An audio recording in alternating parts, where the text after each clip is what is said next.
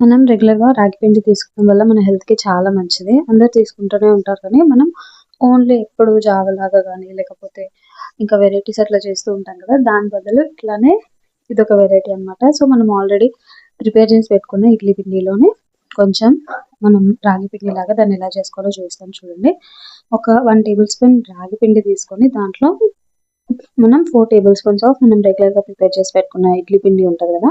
అంటే రెగ్యులర్‌గా మనం వాడేది ఇడ్లీ పెట్టుకోవడానికి మినపప్పులో ఇడ్లీ పిండి కలిపి మనం ఫర్మెంట్ చేసి పెట్టుకుంటాం గదా!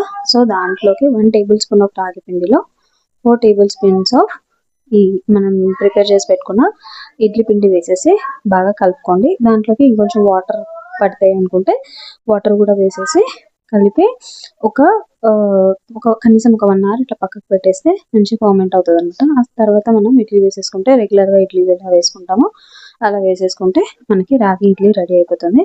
సో, ఎప్పుడు రాగి పిండి తినని పిల్లలు కానీ, లేకపోతే రాగి పిండి ఇష్టం లేని వాళ్ళు, రెగ్యులర్‌గా ఇడ్లీ కావాలి అనుకునే వాళ్ళకి ఈ టైప్‌లో సూట్ అవుతదనమాట. ఎందుకంటే రెగ్యులర్‌గా కావాలి అనుకునే వాళ్ళకి రెగ్యులర్‌గా ఇవ్వచ్చు. లేదు అంటే మనకి రాగి ఇడ్లీ కావాలి అన్నప్పుడు ఇలా రాగి ఇడ్లీ చేసేసుకోవచ్చు. అట్లాగే పిల్లలకి కూడా ఒక రాగి ఇడ్లీ ఒకటి ప్లెయిన్ ఇడ్లీ పెడితే వాళ్ళు కూడా కొద్ది కొద్దిగా రాగి పిండి తినడం అలవాటు చేసుకుంటారు. సో, ఇట్లా రాగి ఇడ్లీ చేసుకోండి చాలా బావుంటది. ఇన్‌స్టెంట్‌గా అయిపోతది.